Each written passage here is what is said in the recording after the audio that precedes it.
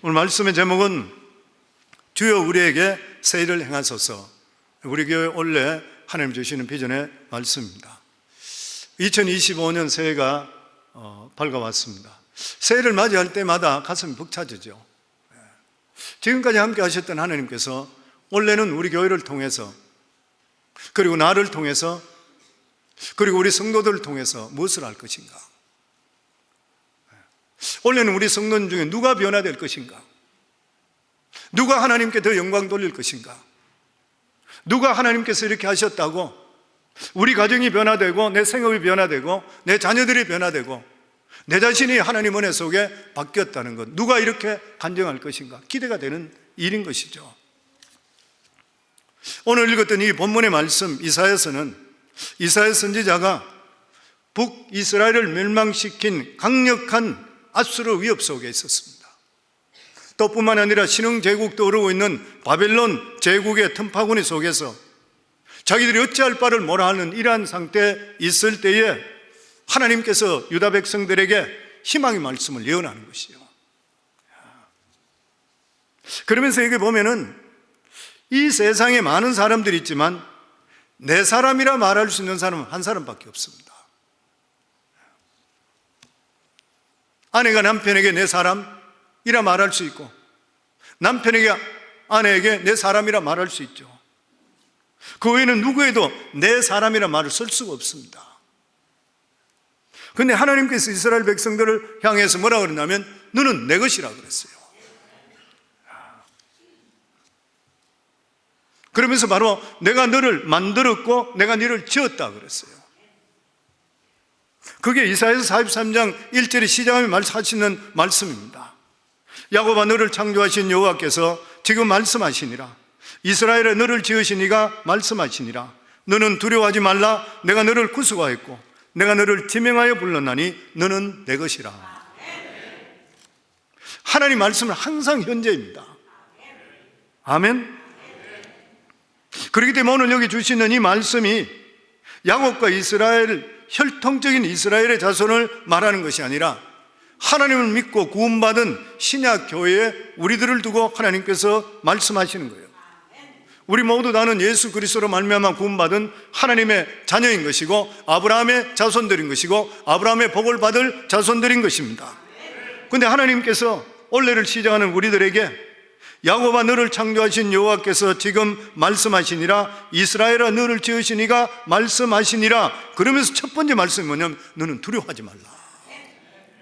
두려워하지 말래요. 새해를 맞이하면서 아직까지도 어려운 수렁에 빠져서 빠져나오지 못하는 분들도 있을 것이고, 경제적인 문제, 건강의 문제, 여러 가지 문제를 가지고 계신 분도 있을 것이에요. 근데 하나님께서 이 모든 일을 두려워하지 말래요. 왜냐하면 현재 상황을 하나님께 아시고 계신데, 현재 상황까지 어쩌면 몰아넣으신 분이 누구냐면 하나님이시래요. 왜냐하면 우리는 하나님 것이기 때문에 그래요. 그러니 너는 지금 내 손에 붙들려 있으니 절대로 걱정하지 말고 염려하지 말래요. 근데 사실적으로 환경을 보면 인간적으로는 아무것도 할 수 없는 실패자일 수도 있는 것이에요. 그런데 하나님께서는 두려워하지 말라고 하십니다. 그러면서 모든 이 일들은 하나님께 지금 너를 지으시고 있는 과정이라 그래요. 우리가 신앙생활을 하다 보면은 우리는 하나님을 몰랐지만 하나님께서는 우리를 알고 계셨고, 우리가 위기에 처해졌을 때마다 보이지 않는 손으로 우리를 건져주셨는데 우리는 누구 손인지 모르고 살 때가 너무나 많이 있는 것이에요. 그런데 하나님께서는 우리를 지명하여 부르시고 항상 함께 하셨다고 합니다. 그러면서 천하에 선포합니다. 너는 내 것이라. 우리는 하나님 것이라는 거예요.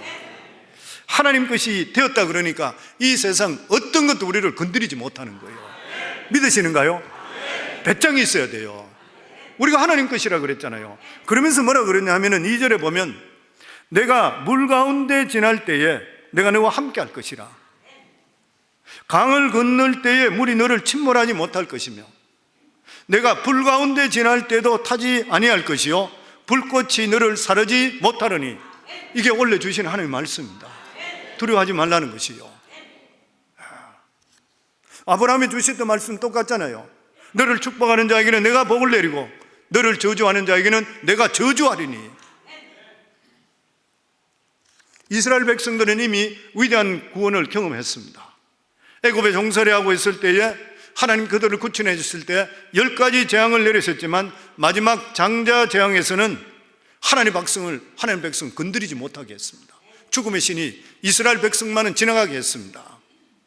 홍해를 건널 때 물이 그들을 삼키지 못하게 했던 거예요.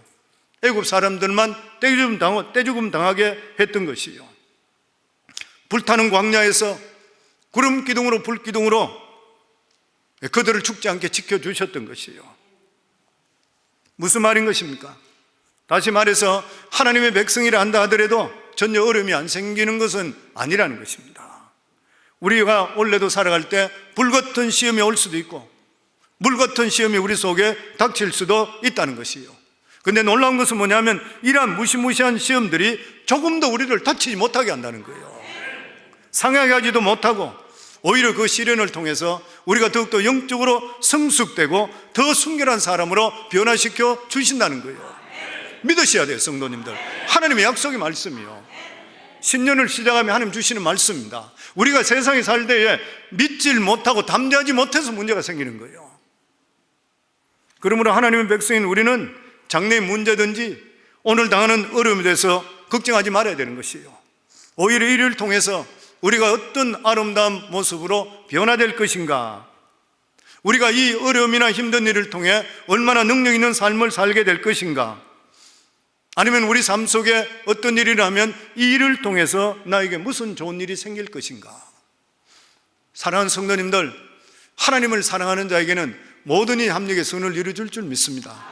어떤 일이 닿아도 성도님 우리 입술 속에는 범죄하지 말고 하나님을 신뢰할 때에 반드시 그 길을 통해서 성도님 삶 속에 능력의 삶, 하나님께 영광 돌리는 삶, 그리고 우리가 생각하지 못했던 놀라운 일들이 일어날 줄을 믿습니다.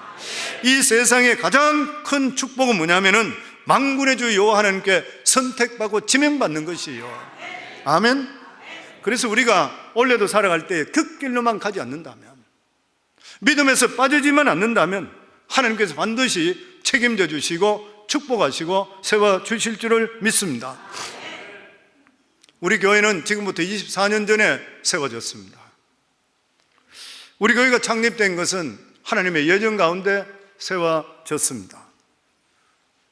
목회할 생각도 하지 않았던 자를 하나님께서 불러주시고 내 양을 쳐라, 내 양을 쳐라. 그리고 하나님께서 너희 교회 이름은 성광교회라. 그리고 다니엘서 12장 3절의 말씀을 주셨습니다. 하나님께서는 우리는 몰랐는데 이미 예정 가운데서 우리 교회를 세우기로 작정하셨던 것이에요. 우리가 하나님의 예정을 알게 되면 어떻게 돼요? 담대해지잖아요. 저는 지금까지 목회하면서 왜 어려움이 없었겠습니까? 왜 스트레스 받지 않겠습니까? 그런데 저희 부부가 하나 마음을 주시는 것은 하나님께서 불러주셨으니까, 하나님께 세워주셨으니까, 그럼 결과적으로 하나님 책임진다. 항상 그 마음 변하지 않았습니다. 그러니까 어떤 일을 당하더라도 담대해질 수 있게 되는 거예요.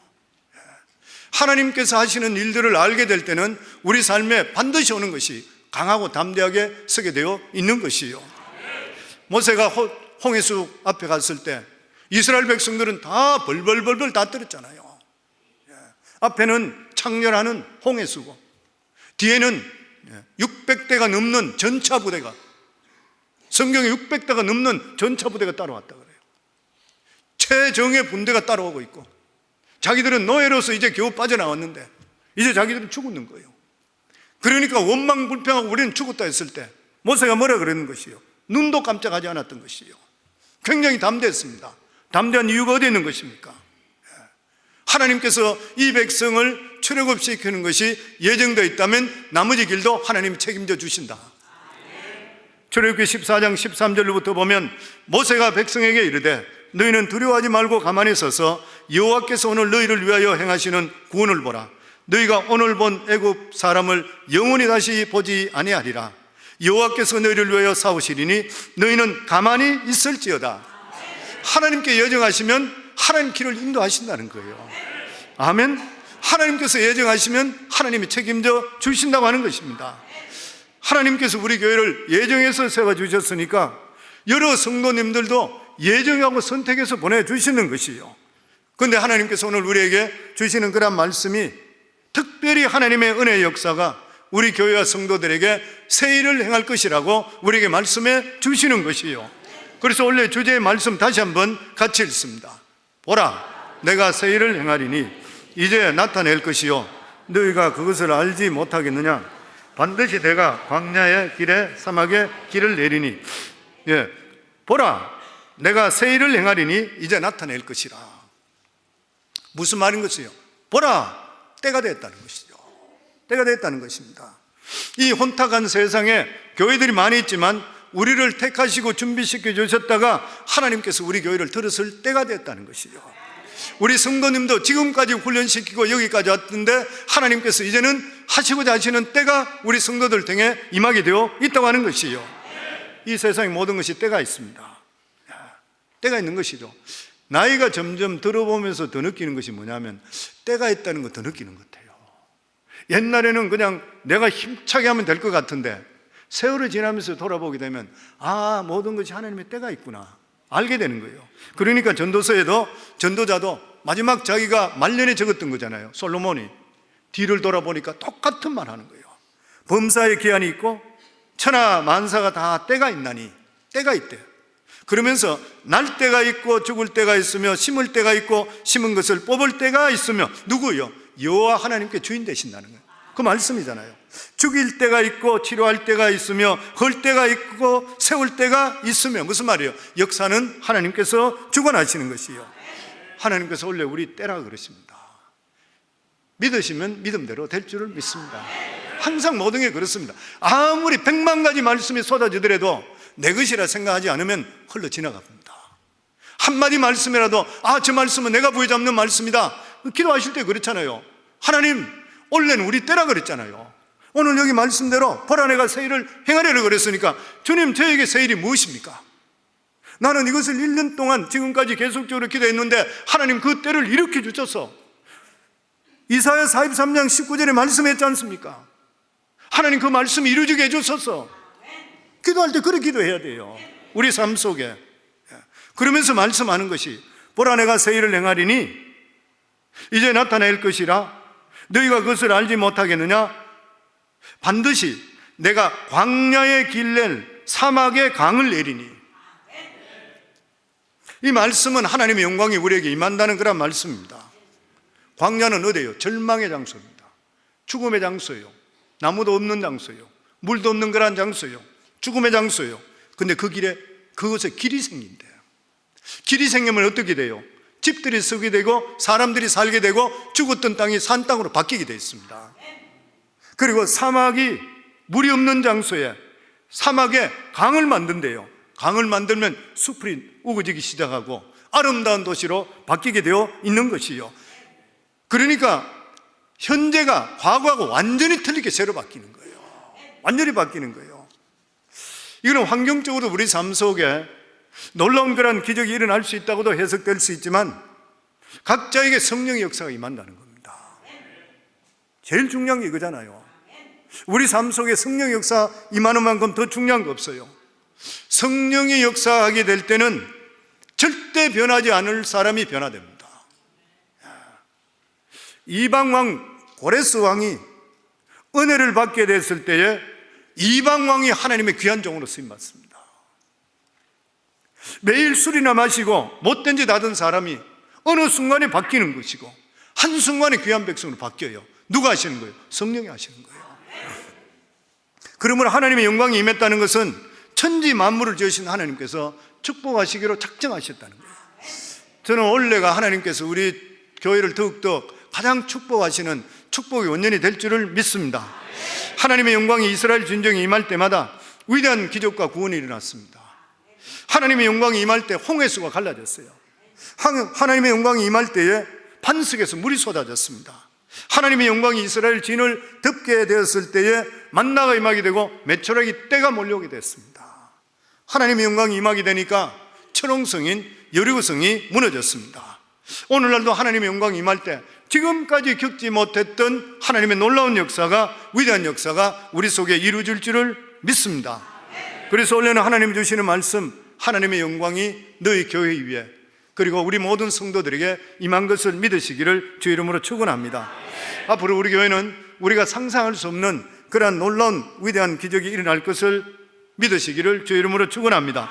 하나님의 영광이 임하면 교회는 놀랍도록 발전되게 되어 있는 것이에요. 아멘. 올해는 비전 센터가 새로 지어지는 그러한 해입니다. 그리고 본교회를 저희가 할 수만 있다면 새롭게 리마델도 같이 했으면 좋겠다고 생각하고 기도하고 있고 그대로 되기를 원하고 있습니다. 그런데 저는 이 건물 짓는 걸 볼 때마다 항상 느끼는 것이 뭐냐면, 이거는 우리가 하는 일이 아니고 하나님 하시는 거구나. 제가 이 교회를 이사 들어오고 나서 20여 년 전에 들어오고 나서 한 해 지나고 두 번째, 우리 교회를 계속 바깥에 구입한다고 딴 장소를 둘러보고 있고 이럴 때 여기 안에, 동네 안에 들었고, 그리고 안에 너무 좁기 때문에 바깥으로 나가야 된다는 것 때문에 계속적으로 교회를 알아보고 틀을 알아보고 그랬을 텐데, 근데 하나님께서 저에게 환상 중에 너무 선명하게 보여줬던 것이, 그게 이 자리에서 청축되는 모습, 아름답게 교회가 너무 아름다운 모습, 그리고 교인이 3,000명, 저희가 평신도로 했을 때에 저희 부부에게 너희들이 3,000명 하라 했던 그 3,000명 모습이 다 이루어졌다는 거예요. 그런데 현실적으로 볼 때는 아닌 거예요. 저는 그대로 조용하게 그냥 다음 세대 사람이 하고 나는 끝난다, 이거를 끝을 내고 이제는 좀 편하게 있어야 되겠구나, 그러고 생각을 했던 거예요. 그런데 뜻밖의 건축이 시작되는 거예요. 성도님 다 아시겠지만은 우리 교회가 동네 안에 있고 그렇게 동네 사람들이 컴플레인을 했는데, 캬운이 가서 실제적으로 히어링할 때 제일 선봉장에 섰는 사람 나타나도 않고 안 보이던 사람 하나 나타나서 이야기했는데 그거는 통화도 안 하고, 그러고 나서 전체에 있던 거기 있는 위원들이 만장일치로 우리 교회 건축 지도를 만들어주는 거잖아요. 기적적인 이야기잖아요. 그리고 교회에 돈을 빌려야 되는데, 우리 건축원금에다 돈을 빌려야 되는데, 저는 은행에서 한 300만 불, 맥시멈 한 500만 불만 빌릴 수 있으면 너무 좋겠다, 이런 생각했던 거예요. 근데 옛날에 20년 전에 우리 교회에 돈을 빌려줬던 그 은행 그 사람, 20년이 지날 때도 그분이 나이가 많아 보였거든. 근데 이 사람한테 내가 연락을 해봐야 되겠다는 마음이 드는데, 은퇴하고 없지 있을까, 이런 생각을 했던 거예요. 전화했더니만 이 사람이 은퇴 안 하고 있는 거예요. 그리고 우리가 얼마 정도 필요하냐 그래서, 뭐 그냥 300만 불, 한 500만 불이든지 할 수 있는 만큼 그냥 좀 해주면 좋겠다고 그랬더니만, 우리가 이야기 안 했는데 자기들이 우리 교회 공사비가 1,500만 불로 생각해서 50%가 해서 750만 불로. 기적적인 이야기죠. 그 사람이 은퇴 안 한 것만 해도 지금도 얼굴이 허해, 늙고 굉장히 나이가 많아요.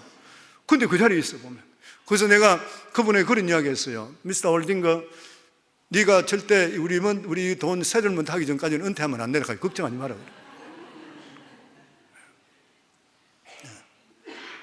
그러면서 750만 불 돈을 빌려주면서 개런터가 없이 해주겠대요. 이 기적적인 이야기입니다. 왜 그러냐면은, 우리가 이 교회를 처음에 살 때에 100만 불 주고 사고 25만 불을 교회 고친다고 해서 125만 불을 은행에다 론을 했어요. 그러니까 이 건물 자체가 감정 나왔는 것이 300만 불 더 나왔었어요. 그러면 이 건물만 하더라도 되잖아요. 근데 안 된대요, 자기들이. 왜 그러냐, 교회는 주인이 없대. 만약에 오너십이, 이 리더십이 바뀌게 돼가지고 교인들이 떨어져 보고 나면은 골치 아픈 일이 생겨 자기 안 한대요. 그러니까 담보를 제공하고 그리고 보증을 써줘야 된대요. 125만 불에 대해가지고. 그래서 아니, 빌딩 자체만 해도 되지 않냐. 성도들한테 누가 그걸 보증 쓰는 사람이, 누가 그걸 좋아서 할 사람이 어디 있어요. 집도 전부 다 그게 이름이 다 올라가야 되고 여러 가지 있는데 안 하려고 그러잖아요, 보면. 그래서 그 사람은 이야기가 안 된대요. 방법이 없대, 자기들은. 그리고 실제로 보증을 썼어요. 125만 불 담보될 만큼 보증을 다 세워서, 그래서 125만 불 빌려냈던 거예요. 근데 이번에 750만 불 빌리는데 자기들이 보증인 필요 없대. 돈을 직접 안 빌려볼 감이 없는 것 같아, 내가 보면. 성도님, 돈이 없을 때 돈 7,500불 빌리는 것도 힘들어요. 7만 불 빌리는 거 대단한 일이요. 750만 불 빌리는데 담보도 없이. 사실이잖아요. 왜 그러냐면 생각해 보세요. 이게 만약에 페이먼트를 못한다 그러면은 교회 주인이 없게 되면 교회 자체 건물은 이게 밸류가 안 나갑니다. 밀어붙여버리고 집을 짓는다든지 하기 전까지는 이게 가치가 없는 거예요. 그렇기 때문에 교회는 돈이 잘 안 나가요. 근데 그것도 1, 200만 불도 아니고 750만 불. 누가 하셨어요? 하나님 하시는 거예요. 하나님 하시는 거예요. 저는 진짜 제 나이에 어느 정도 돼서 은퇴하고 이렇게 한다고 생각했는데 건물이 시작돼서 하나님 하실 일이 있다 해서 이거 피니시 시켜줘야 되겠구나 있는 거예요, 보면.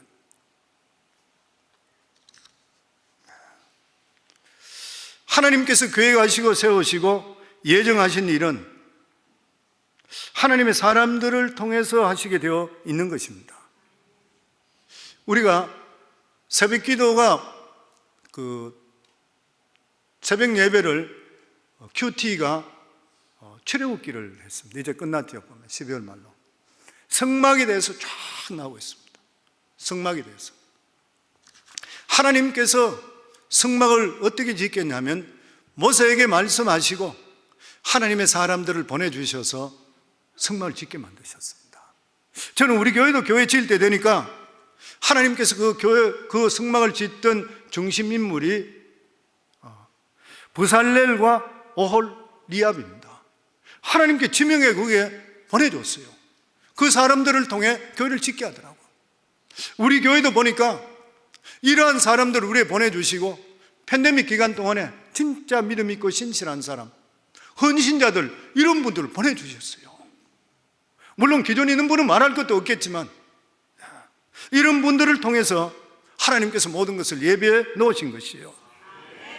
그렇기 때문에 사랑하는 성도 여러분, 성도들 마음속에 새로운 마음을 가질 수 있기를 주의 이름으로 축원합니다.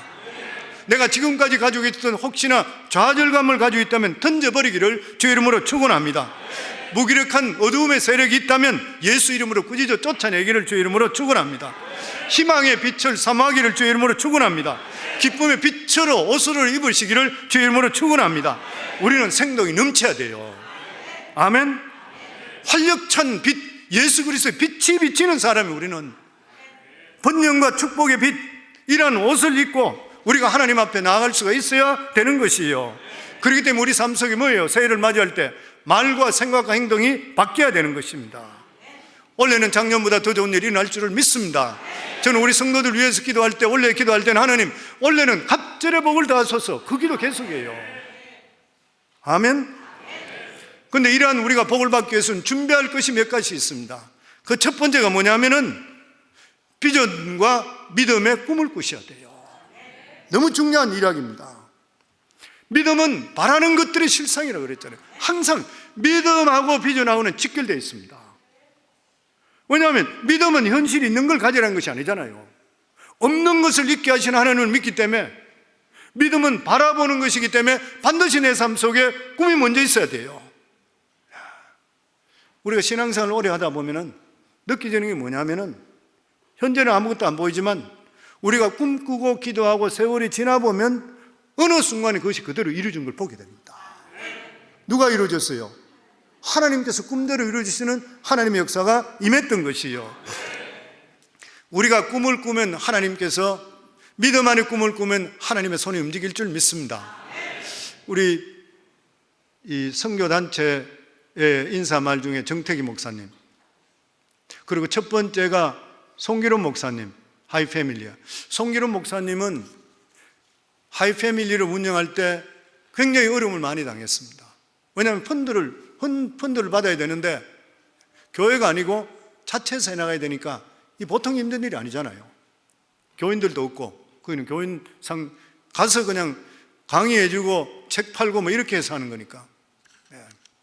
나중에 가서는 너무 힘든 상태에서 저희 교회에 해프여 특별 새벽기도 인도차 왔습니다. 제가 초청을 했었던 거예요. 그때 너무너무 힘들 때라 그래요. 죽음까지 생각했기 때문에 죽음에 대한 것에 대해서 21일 동안 설교했습니다. 자기 자신도 너무 바닥에 떨어졌어요. 근데 21일 동안 여기 있으면서 이분이 뭐를 배웠냐면 우리 성광교회 기도를 배웠는 거예요. 그분이 두고두고 저한테 하는 말씀입니다. 두고두고 하는 말씀이요. 제가 이분 책을 낼 때 가장 그 일에 앞장서서 책을 주선하시고 해줬던 분이 송기론 목사님입니다. 그분이 그렇게 해줬던 그런 이유가 성광교회 목사님이 받았던 은혜가 너무나 컸기 때문에 자기가 할 수 있는 대로 갖고 싶대요. 그러면서 자기 그때부터 하나님께 엎드려서 기도하기 시작해요. 기관 목회자들은 기도를 그렇게 크게 안 합니다. 담임 목회하고 틀려요, 보면은. 근데 기도를 모르고 그랬었대요. 근데 그때부터 하나님께 매달려 기도하기 시작합니다. 이번에 제가 나갔더니만 이분이 그렇게 이야기해요. 목사님, 기독교 성지로 하이패밀리는 자기 있는 그 지역이 정부로부터 지정이 되어서 60억을 받게 됐대, 이분 원래요. 그래서 목사님께서 저에게 이야기해 주신 대로 선교사들이 와서 머물 수 있는 이러한 패실리부터 해서 기독교의 발전사부터 해서 이런 것들을 완전히 기독교관을 만들 수 있도록 만들어 주시대요. 진짜 기도대로 꿈대로 이루어졌다 그래요. 정태기 목사님 마찬가지잖아요. 그분은 제가 갔을 때도 우리 교회 담임 목사님 오셨네 그러고 식사 대접해요. 지금까지 20여 년 동안 마음이 변하지 않고 계속적으로 같은 마음으로 왔는 것은 지금 한국 전 세계 할 거 우리 교회밖에 없대요. 근데 이분의 친구가 중에 한신대학교 대학원장 오영석 박사 이야기, 아마 그분 이야기가 들었을 거예요. 이 정태기 목사님도 마찬가지고 신안, 전남, 해남 지역 출신이에요. 소년 시절에 집안이 너무 가난해서 공부는 하고 싶은데 상급학교 지나갈 수가 없게 되는 거예요. 꿈을 버릴 수가 없어. 근데 갈 길이 없는 거예요. 하나님한테 매일 기도, 하나님 저 길을 열어주세요. 공부할 수 있게 길을 열어주세요. 그러다가 하나님이 지혜를 주셔서 어쨌든 그 내용을 편지로 적잖아요. 하나님, 나 정말 공부하고 싶어요. 나 공부할 수 있는 길을 열어주세요. 그리고 편지를 적고 봉투에다가 누구한테 보내야 될지 모르니까 하나님 전상서 이렇게 우체통에 넣는 거예요. 그 우체통에서 우체부가 그것을 픽업해 가니까 그걸 보니까 고민이 되는 거예요. 우체국 가지고 가서 이거 어떻게 하면 좋습니까? 하나님 전상서인데 어떻게 해야 됩니까? 그러니까 거기서 의논했을 때에 거기에 있는 해남읍 교회에다 갖다 줘야 되겠구나. 그래서 해남읍 교회 가지고 갔대요. 그 교회 담임 목사님이 이준목 목사님이에요. 이 목사님이 그 편지를 받아보고 감동을 받았는 거예요. 장로님들 다 모아놓고 나서 이렇게 믿음 안에 있으며 공부하고 싶다니까 우리 공부시킵시다, 이 사람. 그래서 교회 돈으로 공부를 시키기 시작합니다. 그래서 한국에서 대학교를 나오고 그리고 스위스 바젤 대학에 가서 해외 유학까지 돌아와서 박사학위까지 받아왔어요. 돌아와가지고 한신대 조직신학 교수가 됐어. 정태기 목사님도 한신대 교수였었고 같이 교수로 있었어요. 그리고 나서 나중에 대학 원장까지 되었습니다. 인생의 꿈과 비전 하나님 앞에 가지고 있을 때는 하나님의 손이 움직이게 되어 있는 거예요. 아멘. 미국의 기독교의 탁월한 지도자인 존 맥스웰 목사님이 이런 말을 했습니다. 성공하는 사람과 실패하는 사람의 차이점은 아주 간단하대. 성공하는 사람은 삶에 목적이 있고 비전, 꿈이 있대요. 꿈이 있대. 성공하지 못한 사람 특징이 뭐냐? 현재만 바라보는데, 지금만 바라보는데, 지금만 급급한데, 그냥 지금 살아가는 현실에 급급한데요. 내일이 없고 오늘만 살아가는 사람이래요. 세상에 가장 불쌍한 사람이 누구예요? 꿈이 없는 사람입니다. 폴 하비라는 사람이 이런 말을 했습니다. 맹인의 세계는 손으로 만져지는 것으로 한정되고, 무지한 자의 세계는 그 지식으로 한정되고, 위대한 사람의 세계는 그의 비전으로 한정된다. 성도님들, 원래 성도님들의 꿈이 무엇입니까? 원래 성도님들의 목적이 무엇이에요? 사람은 이상을 품은 만큼 비상하게 돼 있대요. 꿈이 나를 이끄는 것이고 비전이 사람을 만든다 그래요. 하나님은 꿈대로 이루시는 분이라 믿음은 바라보는 것이 실상이라 그랬으니까, 사랑하는 귀한 성도님들, 우리가 하나님을 통해서 가지는 영롱한 꿈을 가진 자는 절대로 망하지 않아요. 그리고 어떠한 어려움이 있다 하더라도 절대로 자포자기하지를 않는 것이요, 주님 안에서 원래 새로 시작하면서 큰 비전, 큰 꿈, 큰 목표 가질 수 있기를 주 이름으로 축원합니다. 그리고 둘째로는 믿음의 모험을 시작하셔야 돼요.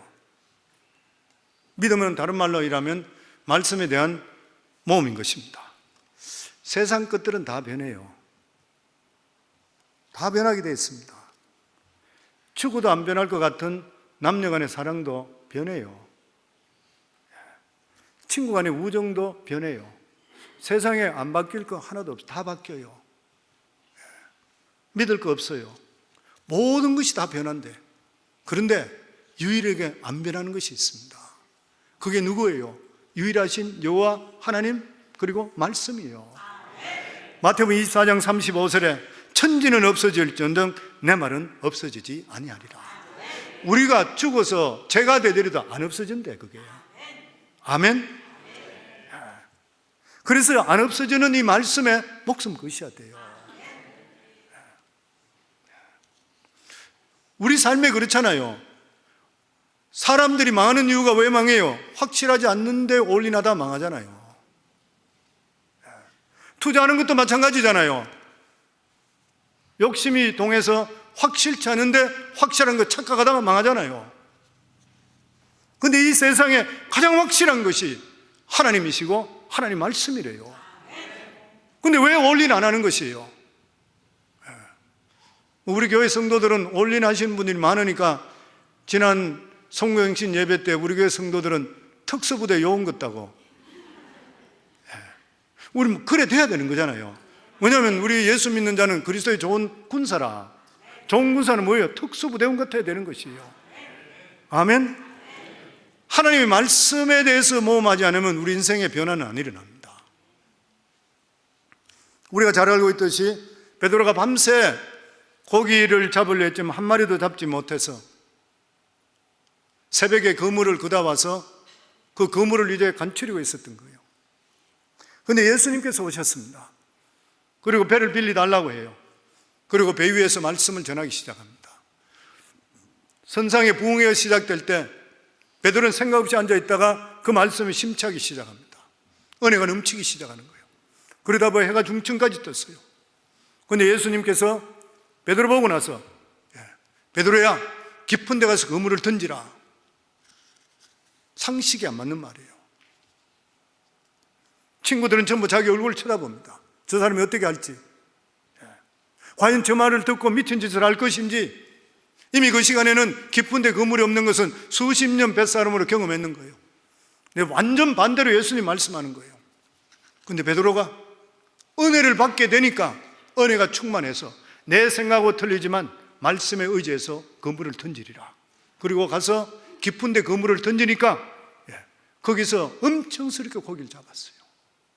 그 그물을 던질 때 고기가 기다리고 있다가 잡힌가요? 아니지요. 예수님께 말씀하니까 깊은 데로 고기가 다 모이는 거예요. 그래서 자기 배뿐만 아니라 친구 배까지 만선에 대 돌아왔어요. 만약에 베드로가 예수님 하신 말씀 듣고 나서 그 베드로, 아니 목사 하는 예수님 그거 안 됩니다. 지금 고기 잡힐 때 아니에요. 나는 못 나가요 하면 그건 끝나는 사람이에요. 근데 말씀에 의지해서 나갔던 거예요. 베드로가 왜 수제자가 됐는 것이요? 왜 베드로가 사도 중에 사도가 됐는 것이요? 베드로는 믿음으로 모험했기 때문에 그렇습니다. 신앙생활 오래 했다고 자랑하지 마세요. 제가 이런 말씀 드리는 이유도 내 자신도 신앙생활 자랑할 거 하나도 없다는 거예요. 누구든지 그래요. 하나님의 기적적인 역사는 그 순간에 하나님 말씀을 믿는 사람 그리고 실행하는 사람에게 일어나는 것이지, 지식으로 아무리 가지고 있다 하더라도 내 삶 속에 그대로 실행하지 않으면 아무것도 아닌 죽은 믿음 돼요. 그래서 성경이 나오는 대로 나중된 자가 먼저 되는 게 맞아요. 교회 오신 지 얼마 안 된 분들이 어느 순간에 30년, 40년 장로님 권사보다도 한순간에 믿음이 더 좋아질 수 있어요. 누구 때문에? 성령이 역사하시고 사모하는 마음이 있으면 이루어지게 돼 있어요, 보면. 아멘. 베드로는 믿음의 모험을 했습니다. 다른 제자들 모험을 하지 않았던 것이요. 베드로는 눈에 아무 증거 보이지 않고 손에 잡히는 거 없고 귀에 들리는 거 없다 한다 하더라도 하나님께서 말씀하셨으니까 그 말씀에 목숨을 걸었던 것이요. 믿음으로 살기로 모험을 하게 되니까 불학무식한 자라 그랬어요. 사도행전에 베드로 보고 불학무식한 자가 설교하고 있다 그랬어요. 이러한데 불학무식한 자가 나중에는 예수님의 수제자가 되었던 것이요. 그렇기 때문에 믿음은 모험입니다. 우리 삶 속에 말씀으로 믿음으로 행할 때에 기적이 나타나게 되어 있는 것이요. 지금까지 행하지 못했던 것들 말씀으로 믿음으로 행하기를 주 이름으로 축원합니다. 개인의 삶과 생업과 가정 속에 놀라운 일을 경험하게 될 것이요. 왜 그래요? 말씀은 살아있는 생물입니다. 살아있잖아요. 히브리 4장 12절에 보면 하나님 말씀은 살았고 살아있대요. 활력이 있고 좌우에 날 수는 어떤 것보다도 예리하여 혼과 영과 및 관절과 골수를 찔러 쪼개기까지 하며 또 마음의 생각과 뜻을 감찰하시나니 판단한대요. 믿음은 나는 가만히 있는데 나에게 주어지는 것이 아니라는 것이요. 믿음은 살아서 움직이는 것이라. 내가 비록 믿음이 지금 부족하더라도 바른 말씀, 바른 믿음으로 내 마음문을 활짝 열면 은혜가 임하는 것이요. 하나님 말씀에 일단 반응하면 하나님께서 나에게 더 큰 믿음을 주시게 돼요. 하나님 말씀 듣고 믿음이 귀찮다고 생각해서 마음문을 닫아버리면 믿음은 살아있기 때문에, 말씀은 살아있기 때문에 배척해버리고 떠나버려요. 그래서 성도는 우리가 성경도 사랑하면서 계속적으로 읽으면 읽을수록 꿀맛같이 됩니다.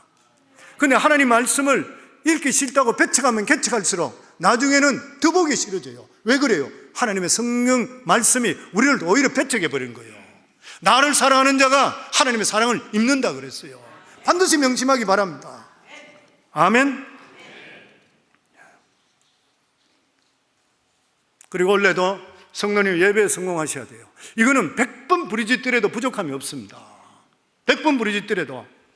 제임스 와이시라는 사람이 뭐라고 그랬냐면은 교회가 뭐냐? 예배라고 그랬습니다. 교회가 뭐냐? 예배라고 그랬던 거예요. 예배가 살아있으면 그 교회는 살아있고 예배가 건강하면 그 교회는 건강하대요. 성도들도 마찬가지인 것이요. 예배 생활이 그 사람의 영성입니다. 자기의 영성이 약해지는 게 어떻게 돼요? 교회 오기 싫어지기부터 영성이 약해지겠어요. 어떻게 할 수가 없어요. 왜냐하면 믿음은 들음에서 난다 그랬어요. 들음은 그리스도의 말씀으로 말미암는다 그랬어요. 내가 묵상하는 거 틀려요. 하나님 말씀을 들으라는 거예요. 이 장소 어디예요? 예배 장소잖아요.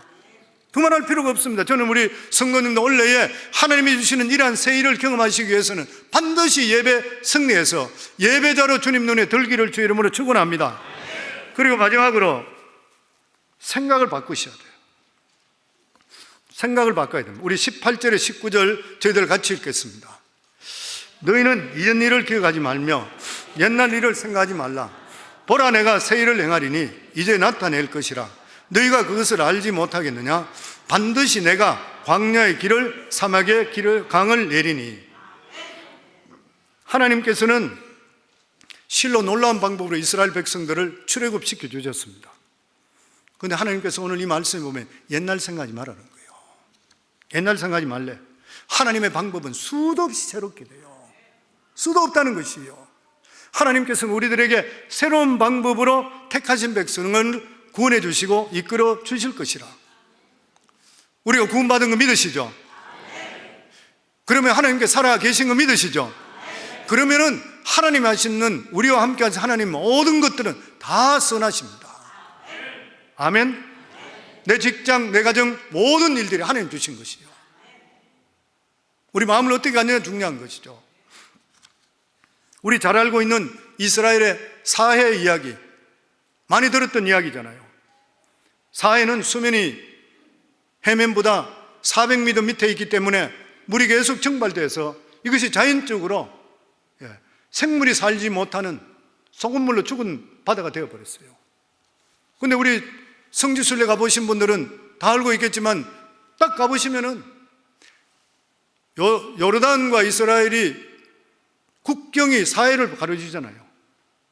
반 동쪽으로 있는 데는 요르단이고 서쪽 지역은 이스라엘입니다. 너무 극명하게 틀리는 거예요. 요르단 쪽은 진짜 죽고 조용히 아무것도 안 보여요. 거기 가보면. 그런데 이스라엘 쪽에 가면 어떻습니까? 아름다운 휴양지가 있죠. 진흙 안에 있는 진흙팩으로 해가지고 돈 비싸게 진흙팩 사람 몸에 피부에 좋다고 바르고 있어요. 피부병에 좋다고 해서 진흙 팔죠. 그리고 거기서 발굴했는 것으로 비누 공장이 서 있었죠. 비료 공장이 서 있죠. 그리고 플라스틱 원료는 세계 인구가 100년을 쓰고 남을 양이 매장되어 있다. 그리고 농약과 페인트의 원료는 전 세계 소비량의 4분의 1이 사해에서 개발된대요. 사해는 세계 최고의 자연병원, 세계 최대의 화학 공장이랍니다. 더 이상 죽음의 바다가 아니라 축복의 바다인 것이에요. 그런데 요르단 쪽은 신기하리만큼 죽은데요. 왜 이렇게 되는 것인가? 하나님께서 이스라엘 백성들에게 가나안 땅을 말할 때에 젖과 꿀이 흐르는 땅이라고 그랬어요. 그러니까 이 사람들은 사해인데도 불구하고 젖과 꿀이 흐른다 생각했어요. 하나님이 주신 것은 모든 것이 좋은 것이라 생각했어요. 그리고 자기들이 들어가서 찾아보니까 죽음의 바다에서 젖과 꿀이 뭐냐 찾아보니까 온갖 치료약이 다 나와요. 온갖 비누 공장, 온갖 비료 공장이 다 나오고 온갖 휴양지 그것에 나와서 온갖 유용한 물질들이 그것에 다 나왔어요. 죽음의 바다인 줄 알았더니만 꿈을 가지고 믿음을 가지고 들여다보니까 젖과 꿀이 흐르는 데가 됐어요. 저는 그 말씀을 보면서 느끼는 게 그래요. 우리가 삶 속에도 올려도 갈 때에 버려진 땅 끝에, 죽음의 장소 끝에, 근데 사랑하는 성도님, 우리는 하나님께 택함 받은 하나님의 백성들입니다. 하나님의 자녀들인 것이요. 우리가 가는 거, 기도하시고 가는 모든 발걸음은 하나님 인도해 주실 줄을 믿습니다. 무슨 일을 하시든지 간에, 어떤 형편에 있든지 간에 하나님 무조건 선하시다. 그렇게 생각하시면은 사해 같은 이런 놀라운 역사가 우리 속에 임할 줄을 믿습니다. 그렇기 때문에 우리 생각을 바꾸셔야 돼요.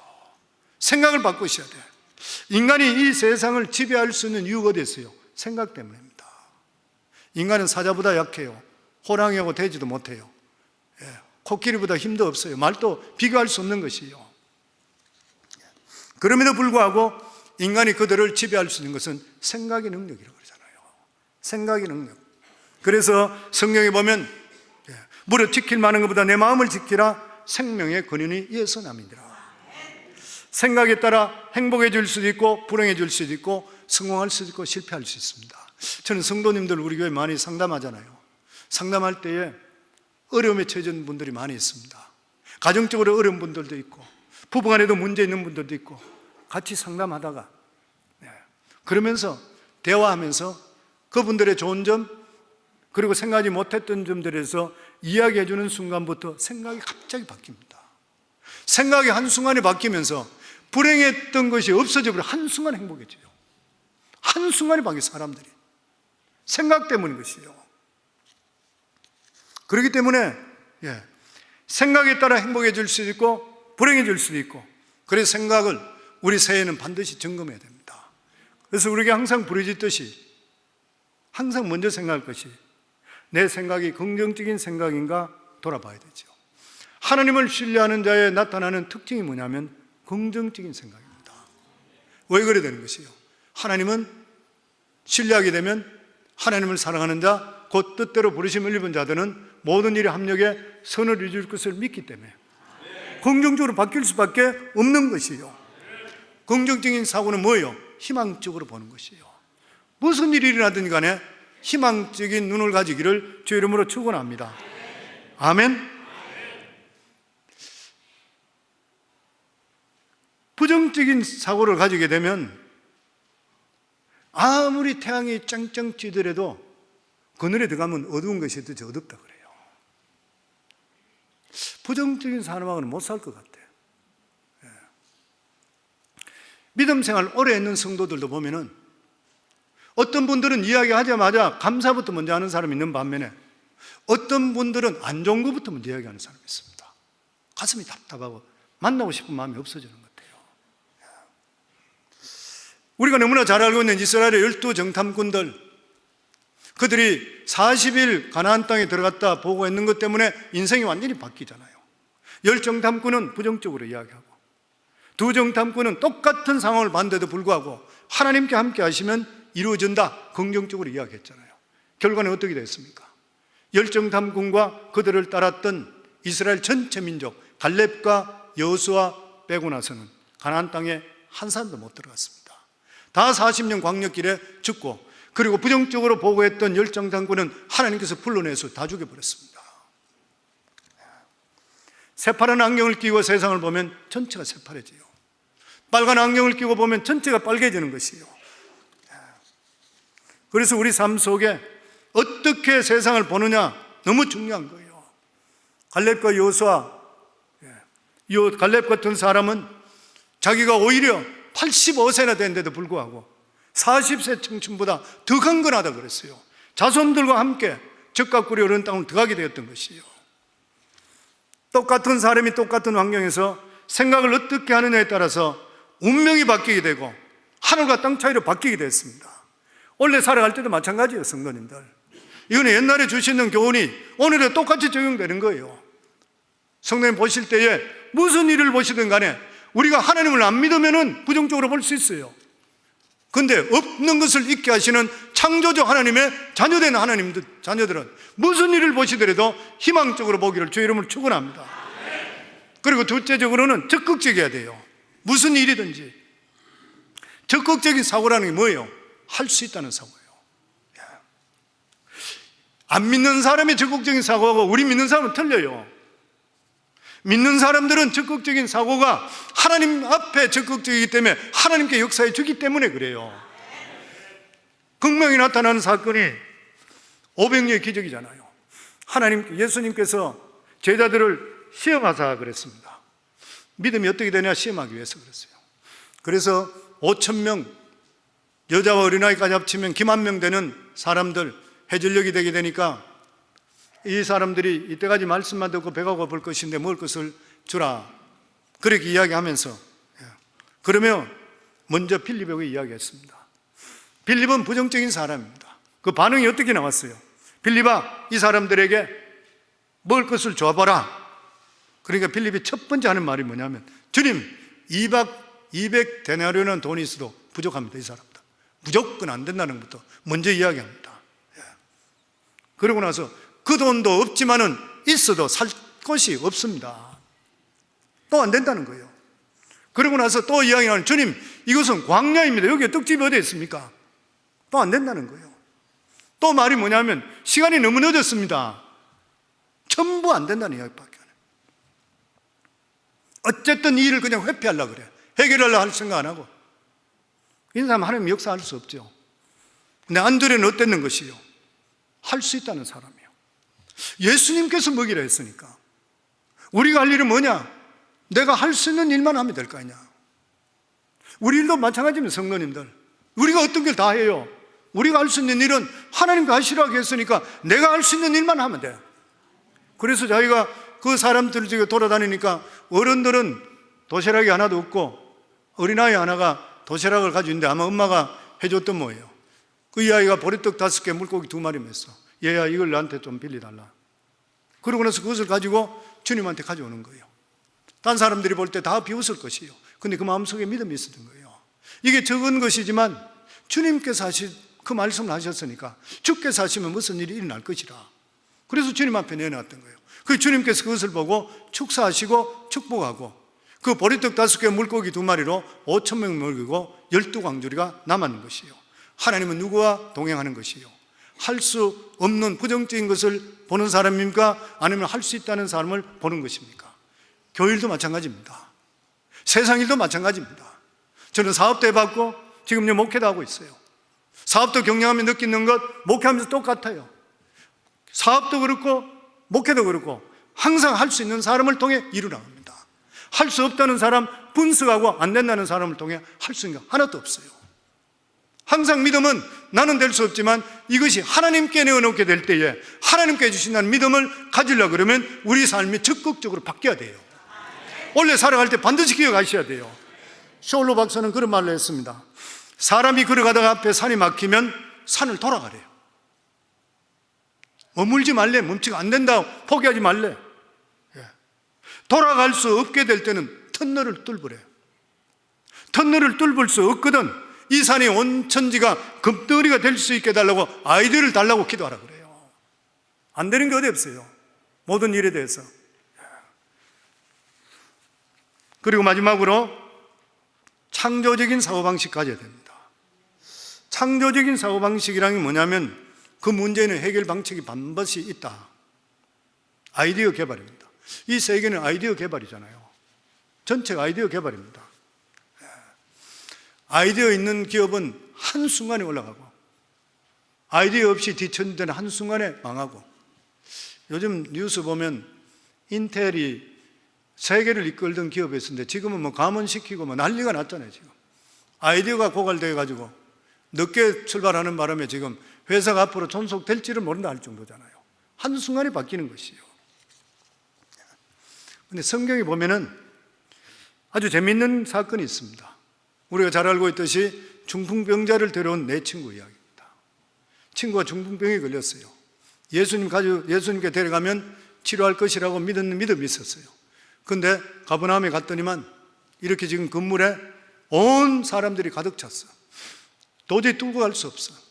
보통 사람 같으면은 다가 좌절해버리고 포기해버릴 것이에요. 근데 그들은 포기하지 않았습니다. 창문을 뚫고 갈까 했더니 창문도 뚫을 데가 없어. 그 빌딩을 한 바퀴 돌다가 지붕으로 올라갔어요. 지붕 올라가면 덮여있기 때문에 지붕을 뚫는다고는 아무도 생각 못해요. 왜냐하면 지붕을 뚫게 되면은 집회도 엉망이 될 수도 있고 손해배상해 줘야 되고 보통 문제가 아니라. 근데 내 친구가 생각할 때는 이 사람을 살려야 되겠다 생각해요. 어떤 방법이 없을까 생각하다가 위에 지붕을 그냥 뚫고 버립니다. 석가래에서 그냥 제가 내려오고 이런데도 예수님께서 가만히 보고 계셨어요. 그리고 있다가 그 중풍병자를 밑으로 내릴 때 예수님께서 뭐라 그랬습니까? 내 믿음이 좋도다. 믿음대로 될지어다. 네 아이디어가 기가 막히다는 거예요. 절대로 중간에 스탑하지 말라는 거예요. 그렇기 때문에 성도님들, 우리 교회에서 항상 복창시키잖아요. 나의 생각이 긍정적이고 적극적이고 그리고 창조적이고 생산적이고 건설적이고 희망적이고 이게 우리 입술에 떠나지 말아야 돼요. 어떤 경우가 있다 하더라도 우리가 믿음 안에 가지고 계시고 이러한 우리가 입술의 고백이 바뀌는 순간부터 하나님의 손이 움직이기 시작하는 거예요. 저는 원래 하나님께서 우리에게 세례를 임하게 해주실 줄 믿습니다. 놀라운 축복이 우리 교회와 성도도 임할 줄 믿습니다. 그렇게 하기 위해서 우리에게 준비할 게 뭐예요? 원대한 꿈을 가지셔야 돼요. 목적을 가질 수 있어야 돼요. 그리고 믿음으로 우리가 모험할 수 있어야 돼요. 예배당도 잘 나오고 예배도 잘 안 드리면서 이러한 꿈이 이루어질 수 있어요? 못 이루어져요. 하나님께 예배 드리고 그리고 나서 내 생각이 바뀌어야 돼요. 어떤 일이 있다 하더라도 긍정적으로, 왜냐하면 합력의 하나님 반드시 선을 이루어 주신다. 그리고 이 일을 적극적으로 나는 안 될 것이지만 하나님 하실 수 있다. 내 능력으로는 안 되지만은 이것은 하나님께 기도하시면은 하나님께 우리에게 창조적인 아이디어를 허락해 주시게 되어 있는 것이죠. 그래서 성도님들 가정이나 살아가는 삶 속에 내 입술이 고백이 바뀌고 생각이 바뀌고 그리고 나서 이러한 믿음을 가질 때는 원래 하나님께서 여러 성도님 생각하지 못하는 일이 분명히 임할 줄을 믿습니다. 그리고 이러한 일에 임하는데 우리 성도님 한 분 한 분들이 주인공이 다 될 수 있기를 주의 이름으로 축원합니다.